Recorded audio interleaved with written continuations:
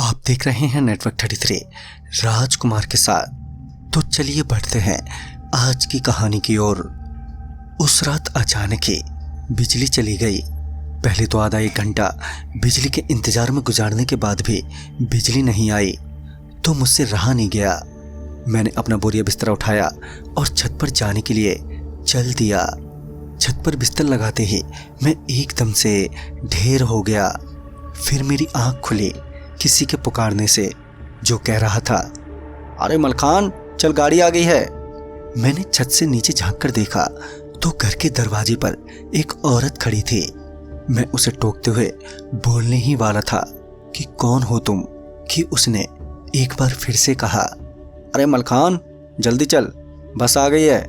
उसके इतना बोलते ही मैं एकदम से वहीं दीवार के मुंडेर के पीछे छिप गया, क्योंकि वो औरत हमारे काका सुंदर की आवाज में मेरे भाई मलखान को आवाज दे रही थी, जिसका मतलब था कि वो कोई चुड़ैल थी जो मेरे भाई को बुला रही थी।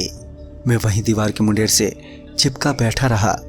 तभी मुझे दरवाजा खुलने की आवाज सुनाई दी और फिर मेरे भाई मलखान की आवाज, जो कह रहा था, अरे काका तुम इतनी रात गए, हमें तो कल जाना था ना। अपने भाई की आवाज सुनते ही मैं खड़ा हो गया, ये बताने के लिए कि वो काका नहीं है बल्कि एक चुड़ैल है। मगर जब मैंने छत से नीचे की तरफ देखा तो वहां काका ही खड़े थे। काका को वहां देखकर मैं थोड़ा कंफ्यूज हो गया। तभी मैंने देखा कि काका चुपचाप बिना कुछ कहे वहां से जाने लगे, जबकि मलखान भाई काका को आवाज देते हुए कहे जा रहे थे, क्या बात है काका, आप कुछ बोल क्यों नहीं रहे हो। फिर भी काका चलते ही रहे और उनके पीछे पीछे मलखान भाई भी। काका का चुपचाप चलते जाना कहीं ना कहीं इस बात की ओर इशारा कर रहा था कि कुछ ना कुछ तो गड़बड़ है। लिहाजन मैं मलखान भाई को आगाह करने के लिए छत से उन्हें आवाज देते हुए कहा, भाई भाई वो काका नहीं है। मगर मेरी आवाज शायद उन तक पहुंच नहीं पा रही थी, जिस वजह से मैं फौरन भागते हुए मलखान भाई के पीछे गया। मगर ना जाने अचानक ही वो दोनों कहीं गायब हो गए थे। मगर मैं मलखान भाई को ढूंढने के लिए आवाज देता रहा। तभी मुझे दूर पटरियों पर कोई खड़ा नजर आया। मुझे समझने में टाइम नहीं लगा कि वो कोई और नहीं बल्कि मलखान भाई हैं। मैं उन्हें आवाज देते हुए पटरियों की तरफ दौड़ा कि तभी मुझे ट्रेन की आवाज भी सुनाई देने लगी। मैं अभी भी पटरियों से काफी दूर था और मुझे जल्दी ही मलखान भाई तक पहुंचना था। मगर जैसे ही मैं पटरियों के पास पहुंचा कि ट्रेन मलखान भाई को कुचलते हुए निकल गई और चारों तरफ खून ही खून फैल गया।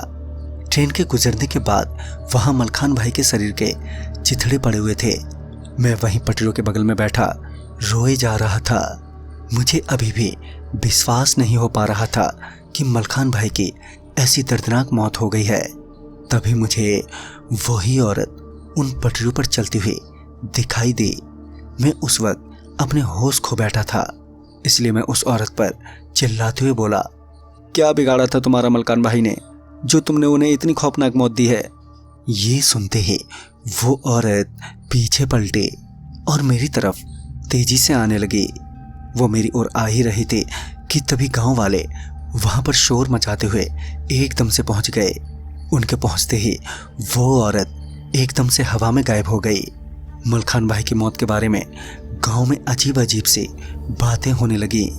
सुनने में आया कि मलखान भाई दूसरे गांव की किसी लड़की को बेहद चाहते थे और वो प्यार में काफी आगे बढ़ चुके थे, ये जानते हुए भी कि वो उससे शादी नहीं कर सकते, क्योंकि वो तो पहले से ही शादीशुदा थे। मगर वो लड़की मलखान भाई को छोड़ने को तैयार ही नहीं थी, जिस वजह से मलखान भाई ने समाज के डर से उस लड़की को अपने कुछ दोस्तों के साथ मिलकर जान से मार डाला। मारने के बाद उस लड़की की बॉडी को किसी रेलवे ट्रैक पर डाल दिया ताकि कोई उसे पहचान न सके। मुझे ये तो पता नहीं चला कि बाकी के वो लोग थे कौन, मगर गांव में 3 और मौतें हुई, ठीक मलखान भाई की तरह। उनकी कटी फटी लाश उसी रेलवे ट्रैक पर मिली। कहते हैं कि वो एक निसी चुड़ैल थी जो अपनी मौत का बदला अपने दुश्मनों से ले रही थी। तो दोस्तों, इस कहानी में बस इतना ही। तब तक के लिए बाय एंड टेक केयर।